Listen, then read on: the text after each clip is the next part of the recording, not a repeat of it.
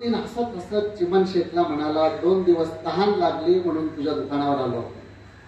काल पाणी मागितलं, तू म्हटला माझा माणूस आज कामाला आला नाही, पुढे जाऊन पाणी पी. आज पाणी मागितलं, तू म्हणतो माझा माणूस आत्ताच बाहेर गेला, पुढे जाऊन पाणी पी.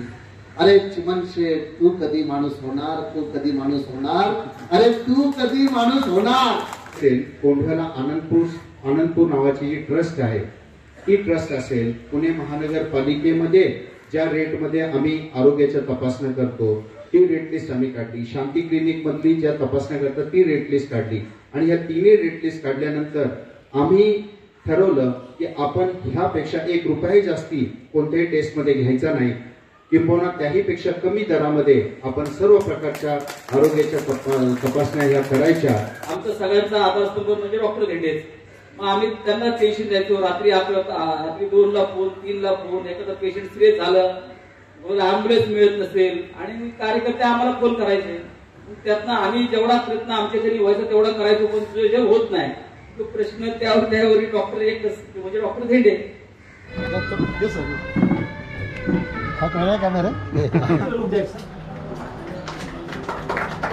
केंद्र सरकारची आयुष्यमान भारत योजना आहे, राज्य सरकारची महात्मा फुले जन आरोग्य योजना आहे, महानगरपालिकेच्या वतीने आम्ही शहरी गरीब योजना आणलेली आहे. अशा अनेक वेगवेगळ्या योजना आहेत. ससून एकमेव हॉस्पिटल आहे जिथून आम्ही सगळे प्रोडक्ट आहोत त्या बीजे मेडिकल कॉलेजचे. मी, doctor Dalal, doctor Pavan Salve, doctor Nishikant Gaikwad, doctor PT. Gaikwad, असे अनेक डॉक्टर, आम्ही सर्व डॉक्टर या ठिकाणी आम्ही त्या बीजे मधनं आम्ही बाहेर पडलेलो आहोत MBBS होऊन. मी थोडक्यात थोडस प्रस्तावना करतो आणि नंतर मुख्य आपले जे आजचे अतिथी आहे मी त्यांना बोलायला संधी देणार आहे. 2002 मध्ये पुण्यामधील आम्ही सर्व डॉक्टरांनी मिळून एक संघटना काढली, प्रबुद्ध मेडिकोस फोरम या नावाने. जवळजवळ 250 आम्ही पुण्यातले वेगवेगळ्या पॅथीचे डॉक्टर आहोत. म्हणजे MBBS आहे, BMS आहे, BHMS आहे, असे सगळे आम्ही 250 डॉक्टर. आणि आमची संकल्पना ही होती की आपण आपल्या ह्या प्रबुद्ध मेडिकोस फोरमच्या माध्यमातून पुणे शहरामधल्या गरीब नागरिकांना आपण माफक दरामध्ये आपण आरोग्याच्या वेगवेगळ्या सुविधा देऊ. आम्ही जवळजवळ पुणे शहरामध्ये 100 मेडिकलचे कॅम्प आम्ही केलेले आहेत. एवढंच नाही तर अनेक पुणे शहराच्या बाहेर जाऊन देखील ज्या ज्या ठिकाणी आरोग्याची गरज आहे, म्हणजे आम्ही कोकणामध्ये गेलेलो आहे, कोल्हापूर, सांगलीमध्ये पुराच्या स्थितीमध्ये आम्ही गेलेलो आहोत. डॉक्टर संजय कामत या ठिकाणी आमच्या इथं बसलेले आहेत. ते ऑर्थोपेडिक सर्जन आहे, त्यांचं स्वतःचं खराडीमध्ये हॉस्पिटल आहे. त्यांचं गाव स्वतः हे कोल्हापूरमध्ये, कोल्हापूरमध्ये अगदी बॉर्डरला आहे कर्नाटकच्या. ते पुरामध्ये देखील त्यांचं गाव पूर्ण नेस्तनाबूत झालं होतं. तिथेही आम्ही मेडिकल इक्विपमेंट्स आणि वेगवेगळ्या गोष्टी घेऊन गेलो. असं आम्ही गेले 20 वर्ष आम्ही हाच प्रयोग करतोय. परंतु हा तात्पुरता प्रयोग आहे. आपल्याला लॉंग टर्म काहीतरी नागरिकांना द्यायचं आहे. या भूमिकेतनं मग आम्ही आता एक वेगळं स्टेप पुढे गेलो. एक आपण सर्वांनी पाहिलं असेल, माझ्याकडं आमच्या प्रभागामधील गुरुद्वाराचे जे मुख्य प्रबंधक आहे सिद्धूजी, ते या ठिकाणी आहेत. त्यांच्याबरोबर माझ्याकडे सोनाली पाल नावाची एक कन्या या ठिकाणी आली आणि क्लिनिकमध्ये तिने सांगितलं की आम्हाला एक चॅरिटेबल ट्रस्टच्या माध्यमातून आम्हाला पुणे शहरामध्ये मेडिकलच्या चाचण्या आम्हाला करायच्या. मग आमची दीर्घकाळ चर्चा झाली. गेले 6 महिने हा विषय आमचा चालला होता. मग ही जागा आम्ही उपलब्ध करून दिली.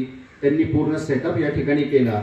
आणि आपल्या सर्वांना माहिती असेल, कोंढव्याला आनंदपूर नावाची जी ट्रस्ट आहे, ती ट्रस्ट असेल, पुणे महानगरपालिकेमध्ये ज्या रेटमध्ये आम्ही आरोग्याच्या तपासण्या करतो ती रेट लिस्ट आम्ही काढली. शांती क्लिनिक मधली ज्या तपासण्या करतात ती रेट लिस्ट काढली. आणि या तिन्ही रेट लिस्ट काढल्यानंतर आम्ही ठरवलं की आपण ह्यापेक्षा 1 रुपयाही जास्ती कोणत्याही टेस्टमध्ये घ्यायचा नाही, किंबहुना त्याहीपेक्षा कमी दरामध्ये आपण सर्व प्रकारच्या आरोग्याच्या तपासण्या ह्या करायच्या. आणि त्या माध्यमातून मग आम्ही आज या ठिकाणी बेवन हेल्थकेअर आणि प्रबुद्ध मेडिकल फोरम यांच्या माध्यमातून हे आगळा वेगळा उपक्रम पुणे शहरामधील सर्व गोरगरीब नागरिकांना त्यांच्या आरोग्याच्या तपासण्या ही पहिला स्टेप आहे. ते आपण अतिशय माफक आणि कमी किमतीमध्ये आपण उपलब्ध करून ही सेवा या ठिकाणी देत आहोत. त्याचं लोकार्पण आज आपण आपल्या सर्वांच्या परिचयाचे आणि जागतिक कीर्तीवरती ज्यांचं व्याख्याने होतात ते मनाची मशागत ज्यांनी पुस्तक छापलेलं आहे ते आमचे दत्ताजी कोहिनकर आमच्या चळवळीचे प्रमुख आहेत, ते आज आपल्याला अतिथी म्हणून लाभलेले आहे. मी मनापासून त्यांचं या ठिकाणी स्वागत करतो आणि मी आमच्या ट्रस्टचे उपाध्यक्ष आणि आमचे संघटनेचे प्रमुख आणि आपल्या पिंपरी चिंचवड महानगरपालिकेमधली मुख्य आरोग्य अधिकारी, प्रमुख आरोग्य अधिकारी पवनजी साळवे यांना त्यांचं या ठिकाणी स्वागत करायला सांगतो.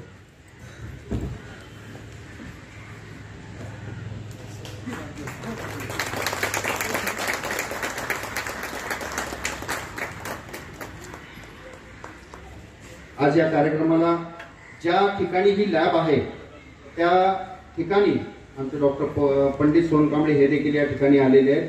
आपल्या सर्वांना माहिती असेल, पुण्यामध्ये काडेवाला रोडच्या पलीकडे नायडू हॉस्पिटल आहे, म्हणजे इंग्रजांच्या काळापासून. पंडितजी आपण पुढे या.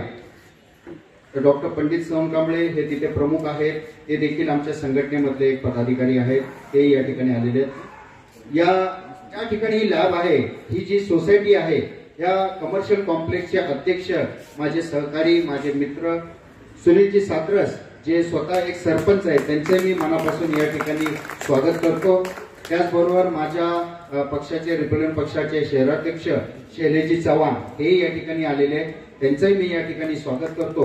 आणि मी आपणा सर्वांच्या वतीने या ठिकाणी हा छोटेखानी कार्यक्रम आहे, हा पॉलिटिकल किंवा असा फॉर्मल असं काही नाहीये, आम्ही इनफॉर्मल या ठिकाणी हा कार्यक्रम घ्यायचा प्रयत्न प्रामुख्याने करत आहोत. यानंतर मी दोन शब्द प्रत्येक व्यक्तींनी या ठिकाणी बोलावं आणि नंतर मग दत्ताजी या ठिकाणी आपलं मनोगत या ठिकाणी व्यक्त करतील असं मी या ठिकाणी सांगतो. मी सर्वप्रथम शैलेशजी यांना विनंती करतो, त्यांनी आपले मनोगत व्यक्त करावं. आज या ठिकाणी अत्यंत चांगला असा कार्यक्रम देवन हेल्थ केअर सेंटरचं उद्घाटन कुंदूरकर साहेबांच्या हस्ते झालेलं आहे. आणि आज शहरामध्ये आरोग्याची समस्या जी वाढलेली आहे त्याच्यावर आता डॉक्टरांनी सांगितलं की ज्या चाचण्या आहेत त्या चाचण्या खूप महागलेल्या आहेत आणि त्या गरिबांना परवडणाऱ्या नाही. आणि अशा काळामध्ये गोरगरिबांना मदत व्हावी या दृष्टिकोनातून डॉक्टर साहेब असतील आणि त्यांचे सहकारी असतील यांच्या माध्यमातून त्यांच्या 6 महिन्याच्या प्रयत्नातून आज या ठिकाणी या केंद्राचं उद्घाटन होत आहे. हा मला अत्यंत आनंद आहे. एकतर खरं बघायला गेलं काही लोकांच्या डोक्यात राजकारण असतं, काही लोक फक्त समाजकारण करत असतात, परंतु डॉक्टर धेंडेंचं वेगळंच आहे. त्यांचा त्रिसूत्री कार्यक्रम असतो. राजकारणाच्या टायमालाच, त्यानंतर समाजकार्य करत असताना विकास, या त्रिसूत्री कार्यक्रमामधनं काम करत असताना परत गोरगरिबांची काळजी घेणं आणि आरोग्याच्या सुविधा पोहोचवणं. म्हणजे आम्ही करोनाच्या काळात देखील त्यांनी ज्या पद्धतीने काम केलं, त्या हाऊसिंग बोर्ड मधल्या तुमच्या सर्वांना, प्रभागातीलच नव्हे तर पुणे शहरातल्या अनेक लोकांना धीर द्यायचं काम केलं. तर तुम्ही एवढं एक चांगलं काम केलं की हेल्थ केअर सेंटर आणि तेही सरकारी दरामध्ये चालू केलं. म्हणजे आपला जो वर्ग आहे आपल्या महाराष्ट्र हाऊसिंग बोर्ड मधला तो एक मिडल क्लास वर्ग आहे आणि या मिडल क्लास वर्गाला परवडण्यासाठी एक स्कीम अण्णांनी या ठिकाणी राबवली. त्यासाठी त्यांनी स्वतःच गाळा देखील दिलेला आहे. खरंच एक चांगल्या प्रकारचं काम अण्णांच्या हातून या ठिकाणी होत आहे. तर या देशामध्ये गडबड अशी आहे की 35 शहरं आपली जी 50 शहरं प्रदूषित येतात ती 35 भारतामध्ये, आणि त्याच्यामध्ये आपल्या नद्या प्रदूषित, आपली हवा प्रदूषित, आणि आपल्या सगळ्यांना या प्रदूषित वातावरण जगायचं आहे. आणि आपण जरी पाहिलं तर माझी रिसेंट व्हिडिओ माहिती करतो की जसं शहरांचं आरोग्यात हवा, पाणी, नदी कशी बघतात, तसं समाजामध्ये किती लोकांचं पोषण आणि हिमोग्लोबिन आहे त्याच्यावर आहे. तर आपल्याकडे फक्त साधारणतः सिव्हिअर अॅनिमिक माणसांचं प्रमाण 30 ते 40% आहे आणि मातांचं प्रमाण त्याच्यापेक्षा जास्त आहे. आणि ही आपली गंभीर परिस्थिती आहे. प्रथम रेमन हेल्थ केअरचं उद्घाटन या ठिकाणी झालं असं मी जाहीर करतो आणि सिद्धार्थ धेंडे आणि त्यांच्या सगळ्या टीमच्या प्रती आपल्या वतीनं असीम कृतज्ञता व्यक्त करतो. सिद्धू आणि पाल मॅडम यांचा त्यात फार मोठा वाटा आहे, मला आता आल्याला कळलं. पु ल देशपांडेंना एकदा विचारलं, पु ल या जगात देव आहे का? तो पु ल देशपांडे म्हणाले, देव आहे का नाही मला माहित नाही, पण भक्त मात्र भरपूर आहे. मला जर कोणी विचारलं, डॉक्टर साहेब, ही सगळी डॉक्टर मंडळी आहे, की दत्तोबा या जगात देव आहे का? मी म्हणाल, देव मी पण बघितलेला नाहीये, पण देवा समान काम करणारी माणसं मी ठिकठिकाणी बघतोय. आणि त्याच्यामध्ये सिद्धार्थ धेंडे आणि या त्यांच्या सगळ्या टीमचा, पवन वगैरे यांचा मी आवर्जून उल्लेख करेल. आणि कोरोनाच्या महामारीमध्ये या देवांचं महत्व तुम्हाला आम्हाला कळलेलं आहे. त्यामुळे या देवांना चालत्या बोलत्या माणसामध्ये विवेकानंद म्हटले होते, विवेकानंद भगवान बुद्धांचे बेस्ट फॉलोअर होते. तर विवेकानंद म्हटले होते, ज्याला चालत्या बोलत्या माणसातला देव कळत नाही त्याला दगडातला देव काय करणार. त्यामुळे चालत्या बोलत्या माणसाची सेवा करण्यासाठी आपल्या स्वतःचे गाळे, ज्याला 30-40 हजार रुपये भाडं येईल, त्याच्याकडे दुर्लक्ष करून, मी आल्याची काही चौकशी केली त्यातून बोलतोय, त्याच्याकडे दुर्लक्ष करून सिद्धार्थ धेंडेंनी, हे आपले सिद्धू साहेब आणि पाल मॅडम त्यांच्याकडे आल्या आणि त्यांनी प्रस्ताव मांडला आणि बाबा हे चांगलं जनहिताचं नोबल काम आहे, म्हणून तुमच्या बरोबर मी पुढे येतो, मी तुम्हाला स्वतःची जागा देतो, असं म्हणून त्यांनी खऱ्या अर्थानं चालत्या बोलत्या माणसामध्ये देव बघितला, असं माझं ठाम मत आहे. मित्रांनो, माझी बहीण या ठिकाणी पीडीसीसी मध्ये कामाला आहे आणि तिला बूस्टर डोस घ्यायचा होता. त्यावेळेला मी सिद्धार्थ धेंडेंना फोन केला. मी पुण्यात राहतो, पद्मावती भागामध्ये, आणि स्वारगेट विपश्यना केंद्रावर बऱ्यापैकी असतो. तर मी पीडीसीसी मध्ये ते असल्यामुळे इथल्या सिद्धार्थ साहेबांना फोन केला. त्या ठिकाणी डोस मिळण्यासाठी काही अडचण येत होती तांत्रिक. त्यांनी म्हटलं, सिद्धार्थ साहेब काय ते बघा. ते सगळं सोडून तिथं दवाखान्यात गेले आणि माझ्या बहिणीशी बोलले आणि ती सगळी प्रोसेस त्यांनी पूर्ण करून घेतली. तर त्यांच्यातल्या माणुसकीचं दर्शन त्या घटनेनं मला त्या ठिकाणी झालं. मुल्ला नसरुद्दीन चिमण शेठच्या दुकानावर गेला आणि चिमण शेठला म्हणाला, चिमण शेठ पाणी पिला, प्यास लागली. चिमण शेठ आपल्या ऐश्वर्य संपन्न गादीवर बसला होता. तो म्हणला, आज माझा माणूस कामाला आला नाही, पुढे जाऊन पाणी पी. दुसऱ्या दिवशी मुल्ला नसरुद्दीन परत चिमण शेठच्या दुकानावर आला. डॉक्टर साहेब म्हणला, चिमण शेठ प्यास लगे यार, आज तो पाणी पिला. तो म्हणला, तू अशा वेळेला येतो ना, जे यायला आत्ता माझा माणूस बाहेर गेला, पुढे जाऊन पाणी पी. मुल्ला नसरुद्दीन हसत हसत चिमण शेठला म्हणाला, 2 दिवस तहान लागली म्हणून तुझ्या दुकानावर आलो. काल पाणी मागितलं, तू म्हणला माझा माणूस आज कामाला आला नाही, पुढे जाऊन पाणी पी. आज पाणी मागितलं, तू म्हणतो माझा माणूस आत्ताच बाहेर गेला, पुढे जाऊन पाणी पी. अरे चिमण शेठ, तू कधी माणूस होणार, तू कधी माणूस होणार, अरे तू कधी माणूस होणार. तर मित्रांनो, जग हे चांगल्या माणसांवर चालतं. त्यातली सिद्धू म्हणा, धेंडे म्हणा, गायकवाड म्हणा, पवन म्हणा, ही सगळी डॉक्टर मंडळी या भागामध्ये एकत्र येऊन असा उपक्रम राबवत आहे की सरकारी पेक्षा कमी याच्यामध्ये आज पॅथॉलॉजी तुम्हाला अवेलेबल झाली आहे. हे खऱ्या अर्थानं तुमचं देखील पुण्यच आहे असं मी म्हणेन. कुरान के कट्टर फॉलोअर कहते मुसलमान बनो, गीता के बहुत कट्टर फॉलोअर कहते कट्टर हिंदू बनो, बाइबल के कट्टर फॉलोअर कहते कट्टर क्रिश्चियन बनो, पर बाबा साहब अम्बेडकर का संविधान कहता है सबसे पहले मनुष्य बनो, मनुष्य बनो, मनुष्य बनो. तर मित्रांनो, भगवान बुद्ध पण म्हणले संगम शरणम गच्छाम, संघाला शरण जा. त्यामुळं या लोकांनी संघाचं महत्व ओळखलेलं आहे आणि एकत्र अशा 250 डॉक्टरांचा संगम चेष्टा करा. आज आहे ना, माझी गाडी माझी माडी माझ्याच बायकोची गोलगोल साडी, याच्यात सगळेजण अडकलेले आणि 250 डॉक्टर बाहेर निघतायत आणि काहीतरी समाजासाठी मोठं. यांचे 10 मिनिटं म्हणजे 1,000 रुपये कमीत कमी. आणि ही लोक संघाने असं समाजसेवेसाठी वेळ देत आहेत. तर खऱ्या अर्थाने नेचर आहे ना, बॅलन्स करत असतो. त्यामुळे भगवान बुद्ध पण म्हटले होते, एकमेकांवर प्रेम करणारा, एकमेकांचा आदर करणारा, एकमेकांना पडत्या काळात साथ देणारा, एकमेकांना समजून घेणारा असा संघ नेहमी पुढे जातो. आणि गेल्या कित्येक वर्षापासून तुम्ही एकत्र टिकू नये, याचा अर्थ भगवान बुद्धांचे तुम्ही कट्टर फॉलोअर आहात आणि ते पाळताय म्हणून हे सगळं काम चालू आहे असं मला वाटतं.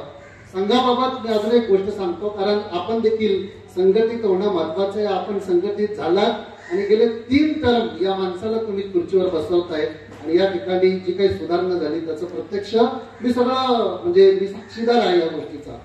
त्यामुळं संघ महत्वाचा आहे, संघाने राहा.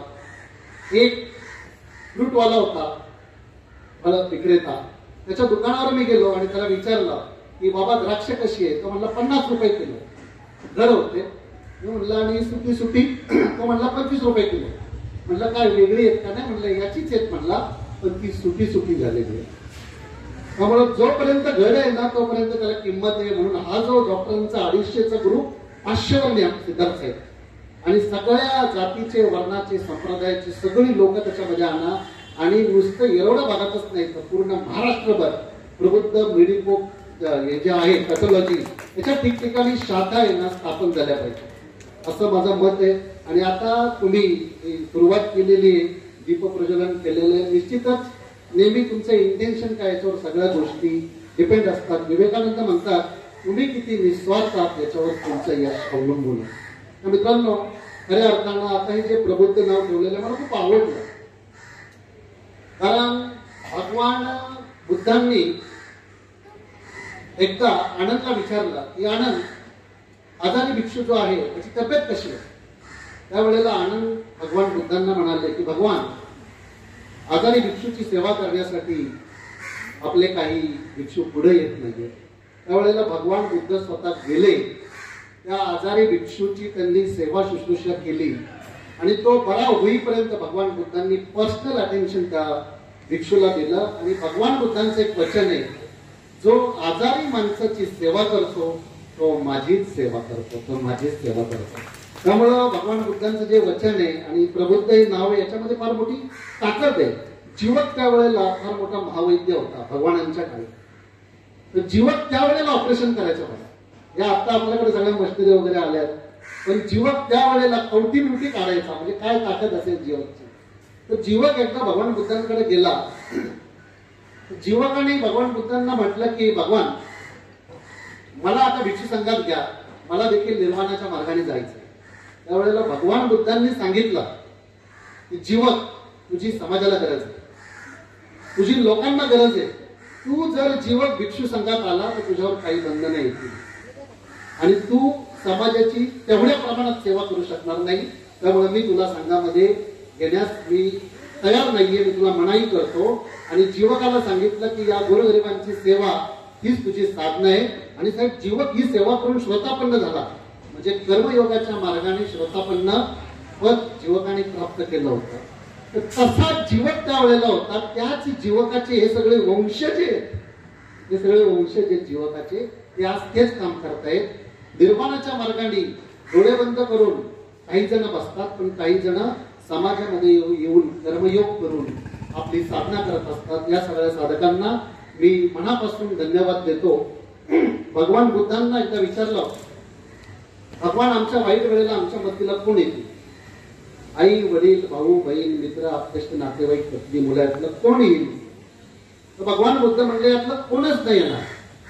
पण भगवान, ज्या वेळेला आमच्या जीवन मरणाचा प्रश्न असेल त्यावेळेला आमच्या मदतीला कोण येईल?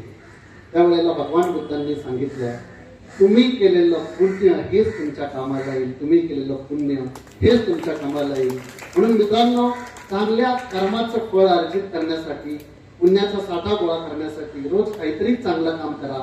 आणि या प्रबुद्ध मेडिको की जे आज लॅब इथं, म्हणजे मी असं कधीच म्हणणार नाही की या लॅबची भरभराट हो, असं कधीच म्हणणार नाही मी. उलट आहे ना, मी असं म्हणणार की सिद्धार्थ साहेबांनी तिथं लाफिंग क्लब चालू केलेले, एक्झरसाइजची जिम चालू केलेले.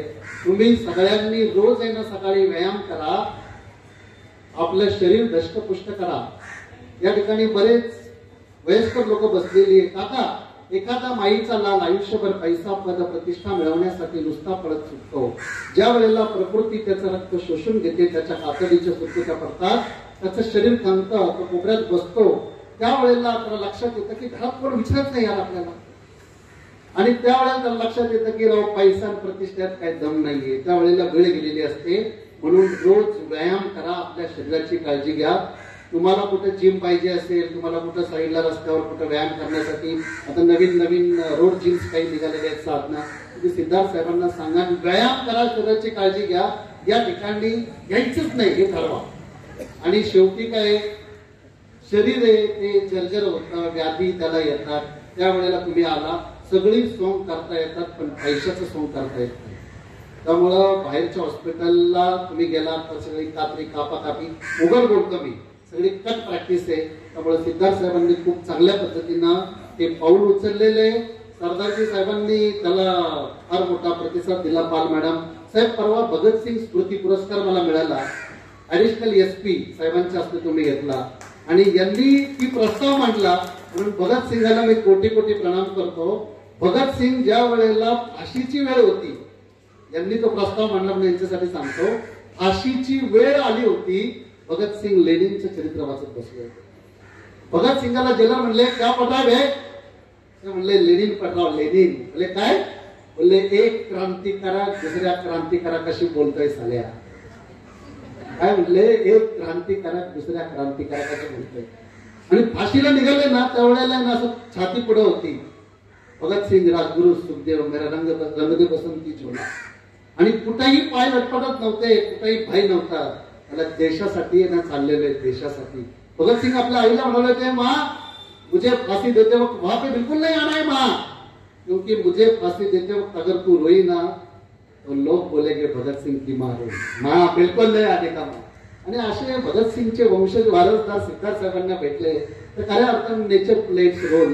निसर्ग आपलं काम करत असतो. हर हरकत की मूल्य में कारण सच्चा देख, बिन कारण संसार में पत्ता हिले नाही. मित्रांनो, काहीतरी कारण आहे म्हणून हे सगळे एकत्र आलेले. आणि मी पण आज या ठिकाणी उद्घाटनासाठी आलेले. मी तुम्हाला जाता जाता एवढंच सांगतो की रोज व्यायाम करा, आपल्या शरीराची काळजी घ्या. विवेकानंद अमेरिकेत म्हणले होते, be a strong and healthy my friends, every day on ground play football और do yogas. When you become a strong and healthy person you will understand Bhagavadgita very well, because strength is life weakness is death. मग भगवद्गीता काय आहे, कुराण काय आहे, Bible काय आहे, धम्मपद काय आहे, गुरु ग्रंथ साहिब काय, सगळं जीवन जगण्याची कला आहे. प्रत्येक धर्माने त्याला वेगवेगळी नावं दिलेली आहे. सगळ्यांचं सार एकच आहे, मे ऑल बीइंग्स बी हॅपी भवतु सर्वमंगलम, सबका मंगल हो. त्यामुळं माझ्या भारतातील तरुणांना लोखंडी स्नायू आणि पोलादी मज्जातंतूंची गरज आहे असं विवेकानंद म्हणायचे. तासन तास मंदिरात घंटा वाजवत बसणाऱ्या मुलांपेक्षा मैदानावर जाऊन फुटबॉल खेळून आपली शरीरयष्टी कमवणारा हा मोक्षाच्या निकट लवकर पोहोचू शकतो असं त्यांचं म्हणणं होतं. परमपूज्य डॉक्टर बाबासाहेब आंबेडकर म्हणले होते, आई दे ग जोगवा दे म्हणून काही मिळत नसतं, तुम्हाला स्वतःच तुमच्या पायावर उभं राहायला लागेल. लक्षात ठेवा, या जगात सिंहाचा कोण बळी देत नाही, बळी बकरीचाच दिला जातो. म्हणून आपल्या आरोग्याकडे लक्ष द्या. स्वतःसाठी रोज कमीत कमी अर्धा पाऊण तास द्या. आपल्या स्वतःवर प्रेम करा आणि आपल्या मनाकडे पण लक्ष द्या. 90% आजार मानवी मनाशी संबंधित आहे. मन चिंतिते वैरीन चिंती, मन करारे प्रसन्न सर्व सिद्धीचे कारण. मन वडाय वडाय उभ्या पिकातला ढोर किती हाकला हाकला येतं पिकावर. त्यामुळं आपलं पूर्वी हे मन म्हणजे दिल एक मंदिर होतं साहेब. पूर्वी गाणं होतं आपल्या वेळेला दिल एक. आता माझं वय 50च्या पुढे एक काळं करून आलोय. आपल्या वेळेला एक गाणं होतं, पांढरा काळा पिक्चर, ब्लॅक अँड व्हाईट. दिल एक मंदिर है. आता हे दिल दीवाना है, दिल तो पागल है, दिल तो बच्चा और दिल झिंगाट व्हायचा. आणि त्यामुळे सगळी गडबड झालेली आहे. त्यामुळे या दिलाला मनाला सबल आणि सशक्त करण्यासाठी सिद्धार्थ गौतम बुद्धांनी 2500 वर्षापूर्वी विपश्यनेचा मार्ग शोधून काढलेला आहे. 10 दिवसाचं मोफत शिबिर असतं स्वारगेटला आणि मरकाडला केंद्र आहे. स्वारगेटला मुख्य ऑफिस आहे. 3-3, 4-4 महिने वेटिंग आहे. एकदा विपश्यना करा. आणि भगवान बुद्ध म्हणले होते की तुझ्या बापदादांना सांगितलं म्हणून ऐकू नको, तुझ्या ग्रंथात लिहिलं म्हणून ऐकू नको, तुझे सगळ्या लोकांनी केलं म्हणून ऐकू नको. मी स्वतः सिद्धार्थ गौतम बुद्ध तुला सांगतो म्हणून माझं पण ऐकू नको. जी गोष्ट तुझ्या अनुभूतीवर उतरते ती तुझ्यासाठी सत्य आणि तेच आणि फक्त तेच ऐक. म्हणून एकदा का होईना अनुभूती घ्या आणि चांगलं वाटलं तर करा, नाही तर सोडून द्या. पण मी तुम्हाला या ठिकाणी सांगतो, 2000 साली विपश्यनेला गेलो. मराठा समाजाचा कोळीणकर पाटील आज हेच सांगतो की आज संपूर्ण विश्वाला शांतीची आणि विद्येची गरज आहे आणि शांती आणि विद्या सिद्धार्थ गौतम बुद्धाचा धम्म देऊ शकतो. त्यामुळे एकदा का होईना विपश्यना अवश्य करा. स्वतःची काळजी घ्या. एका महापुरुषाने म्हटलं होतं, वेदना आणि आनंद दोन्ही चांगल्या बोलतात, पण वक्त्याचं भाषण जास्त लांबलं की श्रोत्यांना ज्या वेदना होतात त्या फार चांगल्या बोलत नाही. आणि माझा मित्र मला म्हणला होता, हे दत्ता तू नाही झाला आमदार, तू नाही झाला खासदार, तरी तू हो थोडा समजदार. म्हणून या ठिकाणी शेवटची गोष्ट सांगतो सुद्धारची आणि या ठिकाणी थांबतो. सकाळमध्ये परिमळ सत्र मी लिहित होतो. मठाला तुम्ही माझा फिरस्ती वाचतो, बऱ्यापैकी मराठी वर्तमानपत्राची संपादकीय पानं मी लिहित असतो. तर परिमळ सत्रात मी देवाचा मित्र नावाची एक गोष्ट लिहिली होती. मित्रांनो, देव सत्य ही ईश्वर आहे, परम सत्य ही परमेश्वर आहे, नेचर पॉवर आहे, बस एवढंच त्याला. हे देव वगैरे असं काही कुठे लावून घेऊ नका लेबल. पण देवाचा मित्र म्हणून एक गोष्ट लिहिली होती. त्याच्यामध्ये सिद्धार्थजी मी असं लिहिलं होतं की एक गजरा विकणारा लहान मुलगा उन्हाळ्यामध्ये गजरे विकत होता आणि त्याचे पाय भाजत होते, कारण डांबर थोडा असं आपला होता. तर तिथून एक स्कूटरवर एक माणूस चालला होता. त्यांनी ते दृश्य बघितलं आणि एकदम करुणामय बुद्धाचा फॉलोअर असेल, त्याच्या मनात करुणा जागली. त्यांनी स्कूटर साईडला लावली. जवळ असलेल्या चप्पलच्या दुकानात त्यांनी त्याच्या पायाची साईज दाबून हेरली. चप्पलच्या दुकानातून एक चप्पल त्याला आणून दिली. म्हणलं हे पर्या घाल धर म्हणलं. त्यांनी लगेच चप्पल घातली. त्याला आनंद वाटला. त्याने असे लगेच पाय केले आणि म्हणले काका काका काका तुम्ही देव आहात ना म्हणलं. असे हात पकडले. म्हणला तुम्ही देव आहात का? तो म्हणलं बाबा अरे काय देव देव कसं. तो एकदम लाजला. म्हणला असं काय म्हणतो. म्हणलं देव देव काय नाही म्हणलं मी. मग काका तुम्ही देवाचे मित्र असाल म्हणला. अरे म्हणे असं काय म्हणतो म्हणे. काका काका तुम्हाला एक सांगू का काका, तुम्ही खरं सांगा ना तुम्ही देवाचे मित्र आहे. अरे बाबा तू असं का बोलतो. काका काका काल संध्याकाळी मी देवळामध्ये गेलो आणि देवाला हात जोडले. देवा मी किती गरीब आहे, माझे पाय भाजतात, गजरे विकताना माझ्या पायाला चटके भाजतात, मला चप्पल दे ना. आणि काका तुम्ही आज लगेच चप्पल आणून दिली. तुम्ही म्हणता तुम्ही देव नाही, मग देवाचे मित्र नक्की असाल ना काका. त्या माणसाच्या डोळ्यात अश्रू आले. त्या माणसाने स्कूटरला किक मारली आणि घरापर्यंत जाईपर्यंत त्या माणसाच्या मनात एकच विचार होता, आयुष्यात देव होता नाही आलं तरी देवाचा मित्र मात्र नक्की होता येतं. देवाचा मित्र मात्र नक्की होता. तर मित्रांनो, असे देवाचे मित्र चालत्या बोलत्या माणसामध्ये देव बघणारे या मित्रांना मी खूप खूप खूप प्रणाम करतो. त्यांच्या प्रती असीम कृतज्ञता व्यक्त करतो. May all beings be happy, be peaceful and be liberated. मित्रांनो, माझं मनाची मशागत बेस्ट सेलर बुक आहे. त्याची पीडीएफ मी लाखो लोकांना मोफत दिलेली आहे. तुम्हाला ती हवी असल्यास माझा व्हॉट्सअप क्रमांक आहे 9822632630. या क्रमांकावर मला रिक्वेस्ट टाका. ती पीडीएफ मोफत मी तुम्हाला पाठवून देईल. 9822632630. थँक्यू. धन्यवाद.